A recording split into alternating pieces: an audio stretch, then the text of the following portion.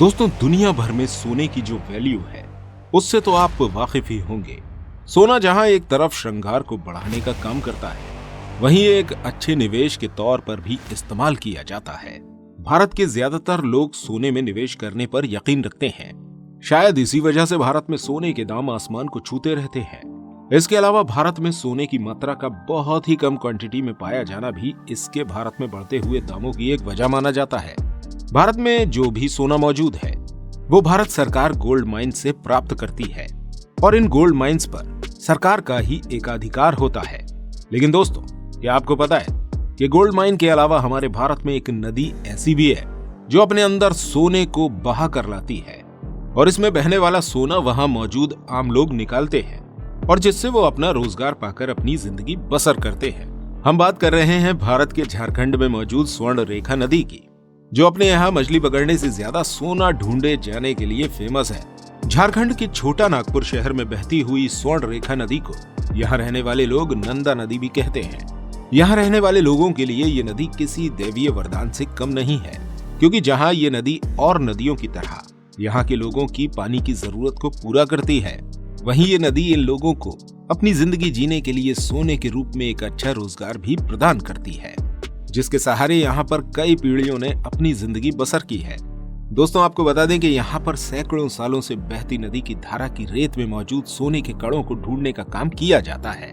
यहाँ के लोकल लोग रोजाना सुबह सुबह इस नदी में उतरकर इसकी रेत की छनाई करते हैं, जिसमें इन्हें सोने के छोटे छोटे पार्टिकल्स मिलते हैं।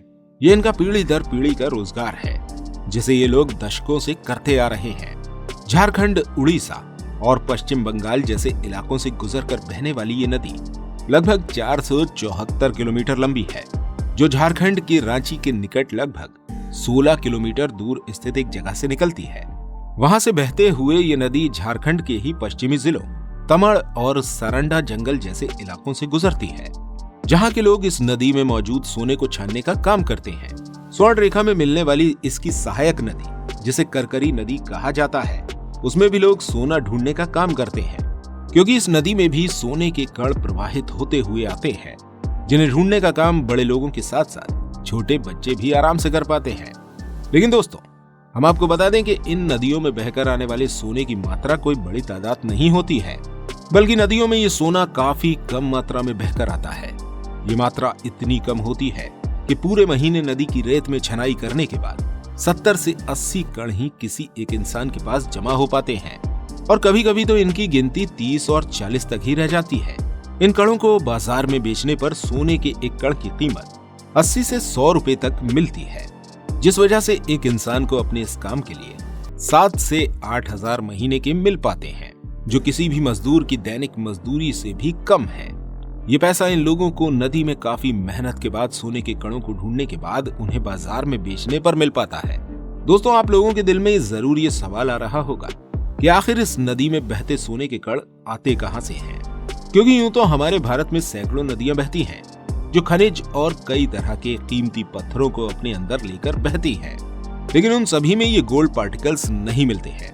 कुछ ही गिनी चुनी नदियां ऐसी हैं जिनमें पानी या उनकी तलहटी में बैठी हुई रेत में गोल्ड पार्टिकल्स पाए जाते हैं।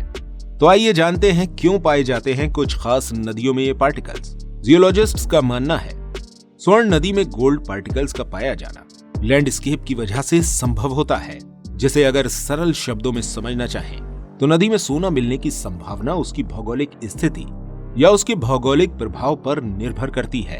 एक नदी अपने उद्गम स्थान यानी कि जहां से वो बहना शुरू होती है, बहती हुई न जाने कितनी चट्टानों और भूभागों से होती हुई गुजरती है और इन कुदरती रूप से बनी हुई मजबूत चट्टानों में सोने के पार्टिकल्स पाए जाते हैं।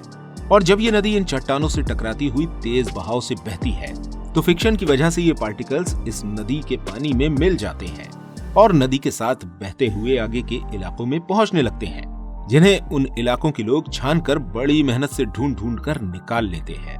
जिन इलाकों में इस तरह की चट्टानें पाई जाती हैं, वहां के लोकल लोगों का मानना है कि इन चट्टानों में मोरंग नाम की मिट्टी पाई जाती है, जिसे पानी में घुलने और निथारने पर इसमें मौजूद छोटे छोटे गोल्ड पार्टिकल्स अलग हो जाते हैं, जिन्हें आसानी से अलग किया जा सकता है।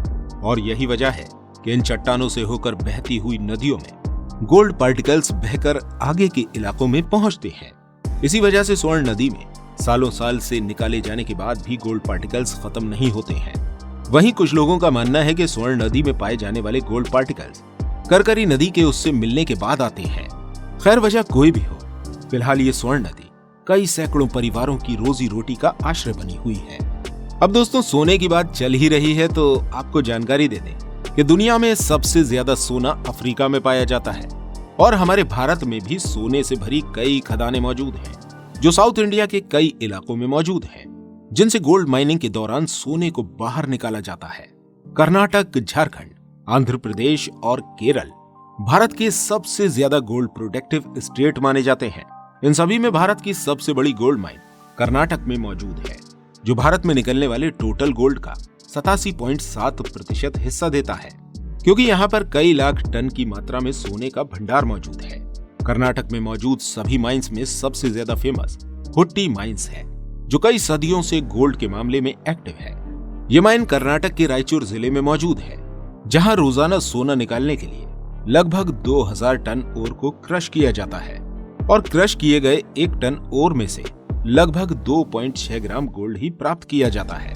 दोस्तों, ओर एक अयस्क प्राकृतिक रूप से पाई जाने वाली चट्टान है, जिसमें से सोना प्राप्त किया जाता है। दोस्तों, आपको बता दें कि खदान में से सोने को निकालने के पुराने समय से 2 तरीके ही प्रचलन में हैं, जिनमें से पहले मेथड में केमिकल का इस्तेमाल करके सोने को बाहर निकाला जाता है और दूसरा मेथड क्रशिंग मेथड होता है, जिसमें माइन में मौजूद ओर, जो कि एक पत्थर की तरह होता है, उसको क्रश करके सोने को निकाल लिया जाता है और सभी गोल्ड पार्टिकल्स को मिलाकर उन्हें प्रोसेसिंग मशीन में प्रेस करके एक बड़े गोल्डन स्टोन में तब्दील कर दिया जाता है। आपको बता दें, कर्नाटक में मौजूद ये हुट्टी माइंस भारत को एक बड़ी तादाद में सोने का उत्पादन करके देती है, जिसका भारत को काफी एडवांटेज भी मिलता है। इसके अलावा कर्नाटक में ही मौजूद कोलार गोल्ड फील्ड भी एक गोल्ड फील्ड है, जिसे दुनिया की सबसे गहरी गोल्ड माइन बताया जाता है, लेकिन फिलहाल ये माइन पूरी तरह से इनएक्टिव है। इन दोनों ही गोल्ड माइंस के अलावा कर्नाटक में और भी बहुत सी सोने की खदानें हैं, जिनमें माइनिंग करके सोने को बाहर निकाला जाता है। अगर बात करें आंध्र प्रदेश की, तो कर्नाटक के बाद ये प्रदेश भारत का दूसरा बड़ा गोल्ड प्रोड्यूसर स्टेट कहा जाता है। यहाँ मौजूद रामागिरी गोल्ड माइन यहाँ की सबसे बड़ी गोल्ड माइन बताई जाती है, जो आंध्र प्रदेश के अनंतपुर जिले में मौजूद है और इस माइन में लगभग 16 टन गोल्ड भी मौजूद है, लेकिन इस गोल्ड माइन को सालों से बंद करा हुआ है। कर्नाटक और आंध्र प्रदेश के बाद झारखंड को भारत का तीसरा गोल्ड प्रोड्यूसर स्टेट बताया जाता है। इसके बाद भारत के ही केरल स्टेट में भी थोड़े बहुत सोने की मात्रा पाई जाती है। तो दोस्तों, उम्मीद करते हैं आपको ये हमारी वीडियो पसंद आई होगी। अगर आपको ये वीडियो अच्छी लगी है तो इस वीडियो को लाइक और शेयर अवश्य कीजिएगा और ऐसी और वीडियोस देखने के लिए हमारे चैनल को सब्सक्राइब करना बिल्कुल मत भूलिएगा। मिलते हैं आपसे अगली वीडियो के साथ, तब तक अपना बहुत सारा ध्यान रखिएगा।